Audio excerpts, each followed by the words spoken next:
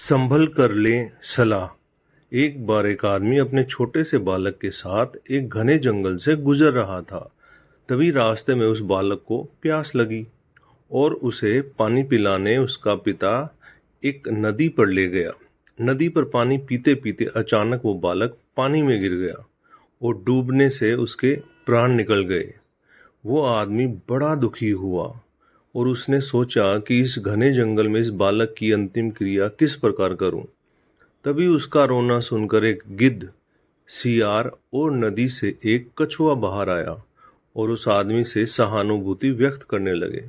आदमी की परेशानी जानकर सब अपनी अपनी सलाह देने लगे। सियार ने लार टपकाते हुए कहा, ऐसा करो, इस बालक के शरीर को इस जंगल में ही किसी चट्टान के ऊपर छोड़ जाओ, धरती माता इसका उद्धार कर देगी। तभी गिद्ध अपनी खुशी छुपाते हुए बोला, नहीं नहीं, धरती पर तो इसको जानवर खा जाएंगे। ऐसा करो, इसे किसी वृक्ष के ऊपर डाल दो ताकि सूरज की गर्मी से इसकी अंतिम गति अच्छी हो जाएगी। उन दोनों की बातें सुनकर कछुआ भी अपनी भूख को छुपाते हुए बोला, नहीं नहीं, आप इन दोनों की बातों में मत आओ। इस बालक की जान पानी में गई है ना, इसीलिए आप इसे नदी में ही बहा दो। और इसके बाद तीनों अपने अपने कहे अनुसार उस आदमी पर जोर डालने लगे। तब उस आदमी ने अपने विवेक का सहारा लिया और उन तीनों से कहा, तुम तीनों की सहानुभूति भरी सलाह में मुझे तुम्हारे स्वार्थ की गंध आ रही है। सियार चाहता है कि मैं इस बालक के शरीर को ऐसे ही जमीन पर छोड़ दूं ताकि ये उसे आराम से खा सके, और गिद्ध, तुम किसी पेड़ पर इस बालक के शरीर को इसलिए रखने की सलाह दे रहे हो ताकि इस सियार और कछुए से बचकर आराम से तुम दावत उड़ा सको।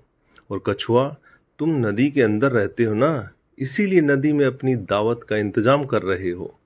तुम्हें सलाह देने के लिए धन्यवाद, लेकिन मैं इस बालक के शरीर को अग्नि को समर्पित करूंगा, ना कि तुम्हारे भोजन बनने दूंगा। यह सुनकर वो तीनों अपना सा मुंह लेकर वहां से चले गए।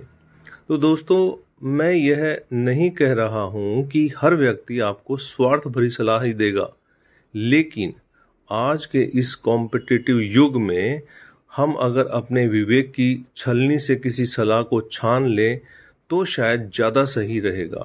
हो सकता है कि आप लोग मेरी बात से पूरी तरह सहमत ना हों, पर कहीं ना कहीं आज के युग में ये भी तो सच है कि मेरे नज़दीक रहते हैं कुछ दोस्त ऐसे जो मुझ पे ढूंढते हैं गलतियां अपनी।